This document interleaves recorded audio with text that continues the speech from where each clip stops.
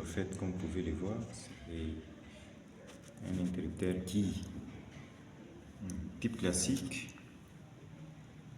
En ce qui concerne sa présentation, vous voyez ici, nous avons 9 bords. 9 bords pour 3 schémas 6.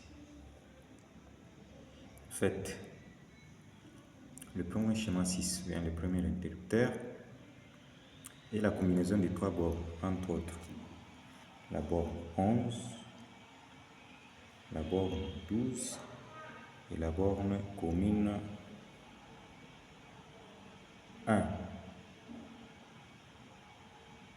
Et le deuxième interrupteur concerne la borne 21, la borne 22 et la borne commune 2. Le troisième interrupteur concerne la borne 31, la borne 32 et la borne commune 3 qui est juste là. Eh bien, ici, nous avons les 3 manettes qui sont indépendantes. Alors, comment on peut aborder le sujet ou bien le but de notre travail? Et c'est parti. Comme vous pouvez le voir, ici nous avons 9 conducteurs regroupés en 3. Donc, généralement, je vous ai peut-être pas expliqué, mais c'est une modification de l'installation vu la demande encore de notre client. En fait, excusez pour la main gauche me permet de bien manipuler mon téléphone et c'est à la main droite que je porte mes gants. En fait, comme vous pouvez le voir, chaque groupe de conducteurs parmi les 3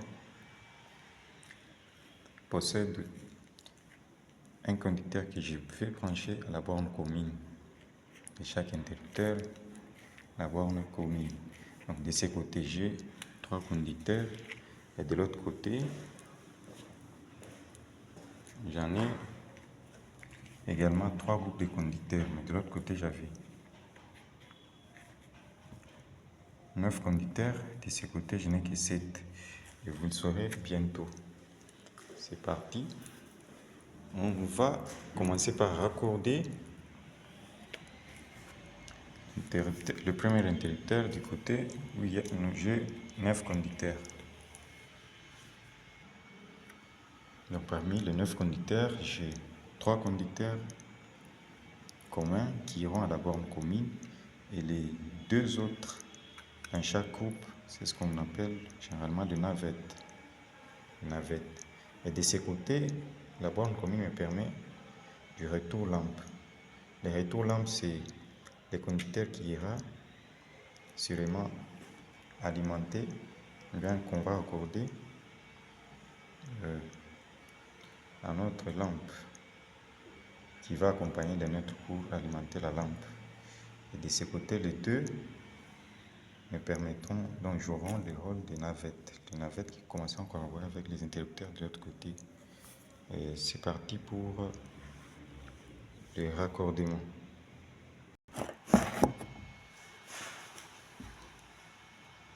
Comme vous pouvez le voir, je suis en train de dévisser les vis.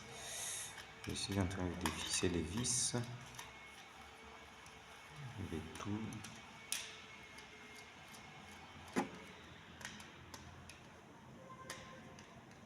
Non, de toutes les bornes.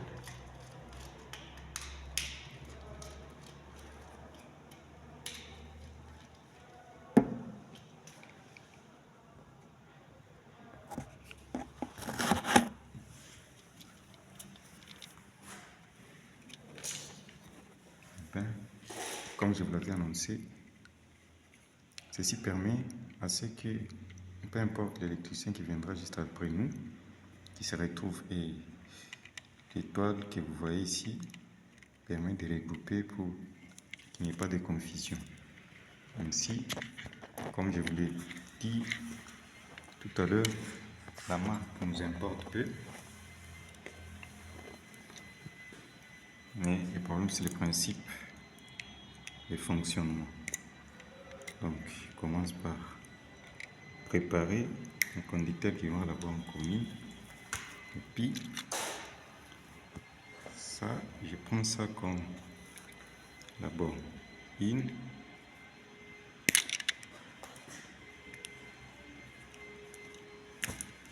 La borne commune 1. Je prends ça comme la borne commune 1. Et j'irai directement loger dans la borne commune in.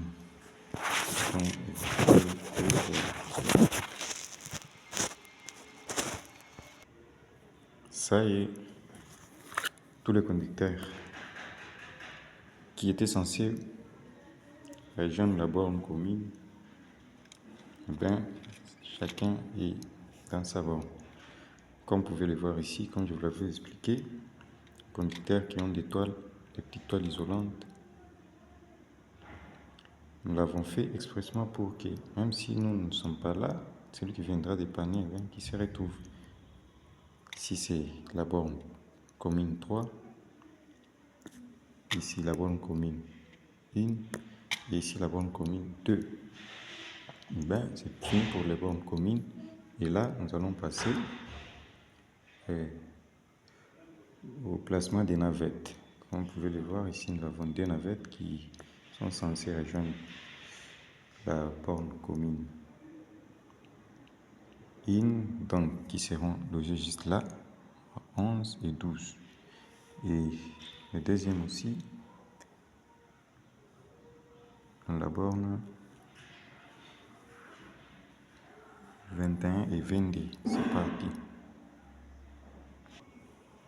Ça y est, comme convenu. Si vous remarquez bien, ces 2 navettes font partie du groupe de ces conducteurs communs. Donc, c'est les conducteurs communs qui a la borne commune 2. Leur place est au niveau des 22 et 23. Donc, on n'a qu'à accorder, esquisser. L'autre main à le téléphone. Voilà. Et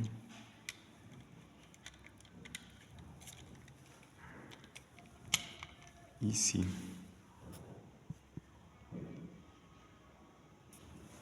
Les derniers aussi. C'est là-bas.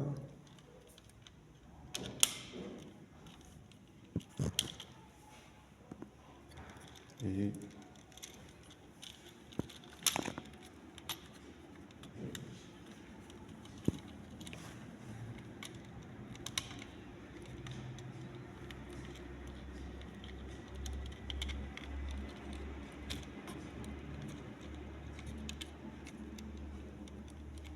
là-bas.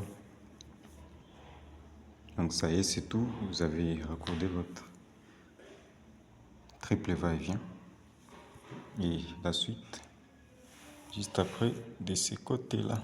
Merci d'être toujours patient et faites beaucoup de preuves. Ne faites pas l'erreur.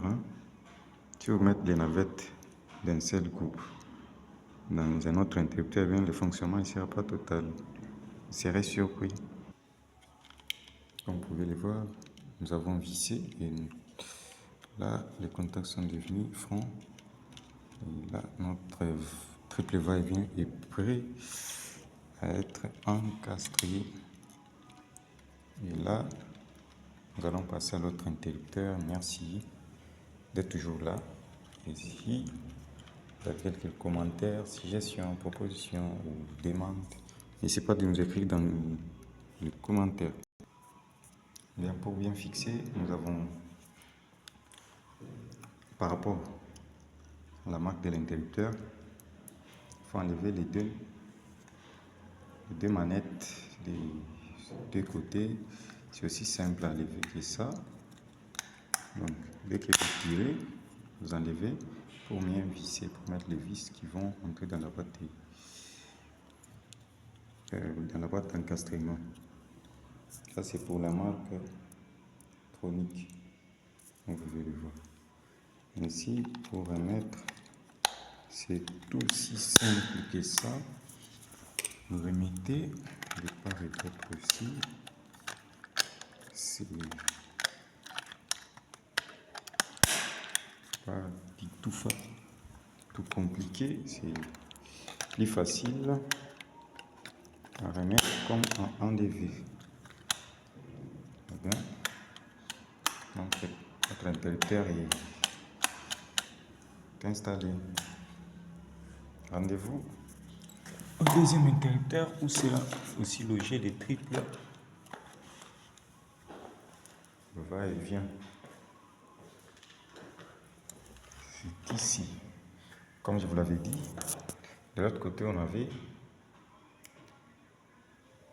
9 conducteurs, mais de ce côté nous n'en avons que 7. Mais pourquoi?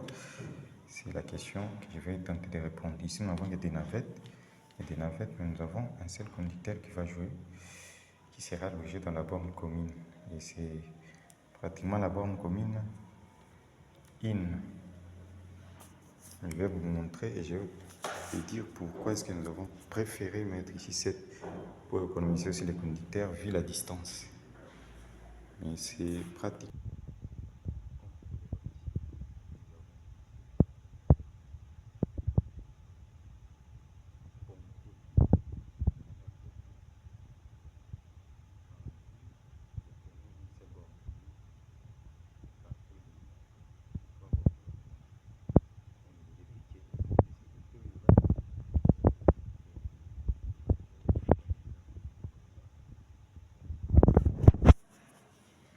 Qui va alimenter notre interrupteur. Alors à l'aide d'un stylo testeur ou de votre testeur que vous utilisez actuellement, vous pouvez tester pour vous rassurer avant de peut-être mettre hors tension les circuits. Ici chez moi je ne travaille pas sous tension, mais j'ai juste mis pour me rassurer que oui, c'est la phase au fait, c'est le conducteur qui va alimenter notre interrupteur. Donc c'est ce conducteur là qui sera juste logé dans l'une de ces 3 bornes communes. Moi je préfère prendre la borne commune in où je vais alimenter mon interrupteur, et à partir de la borne commune in, je fais un pont pour alimenter le deuxième interrupteur et un pont pour alimenter le troisième interrupteur. Et bien, le fonctionnement est simple et la marque nous importe peu. C'est parti. Là, je veux mettre hors. Il faut faire attention, il faut toujours mettre hors tension les circuits où vous travaillez. Et on revient juste après. Voilà, comme vous pouvez le voir, nous avons mis hors tension les circuits et là, nous allons maintenant y travailler. Le principe est simple, les deux navettes vont dans l'un de ces 3 interrupteurs, soit dans les circuits de l'interrupteur 11-12, soit 21-22, soit 31-32, et celui-ci aussi équipe l'autre interrupteur, celui-ci aussi l'autre interrupteur. C'est très facile que ça. Nous allons revenir juste après.